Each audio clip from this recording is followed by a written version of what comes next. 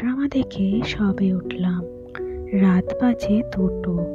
আর পেটটাও ভীষণ ড্রামা করছে জানো। মানে শুধু ইঁদুর নয়, তার মা বাবা ভাই বন্ধু সবাইকে নিয়ে পেটের মধ্যে নাচানাচি করছে। অগত্যা যেতে হলো কিচেনে।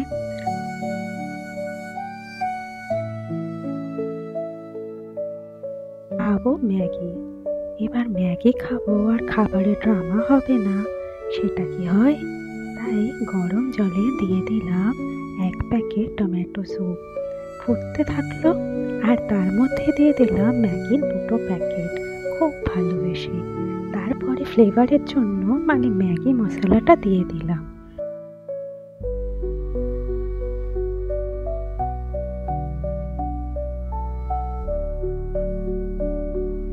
এবার ড্রামাটা হলো, ফ্রিজ থেকে গাজরটা কেটে তাতে দিয়ে দিলাম চপ করা রসুন আর চিলি অয়েল। না, এত রাতে খাবো সেটা ভেবে ভাবলাম সকাল 9টায় যে আসল বোমাটা তৈরি হবে সেইটাকে স্কিপ করাই ভালো।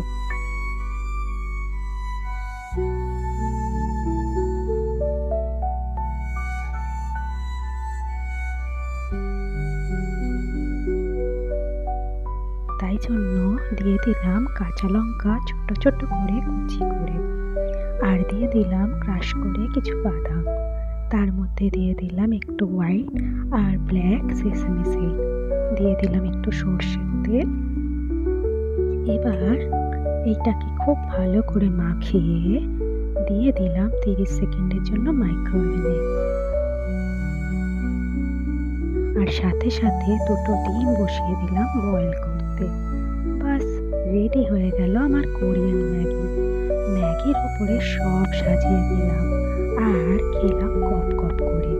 সত্যি বলতে কি, এই খাবারটা তোমরাও একবার করে দেখো। ম্যাগি তো তোমরা অনেক স্টাইলে খেয়েছো, এইভাবে একবার করে দেখলে তোমাদের কথা দিচ্ছি তোমরা আবারও খাবে।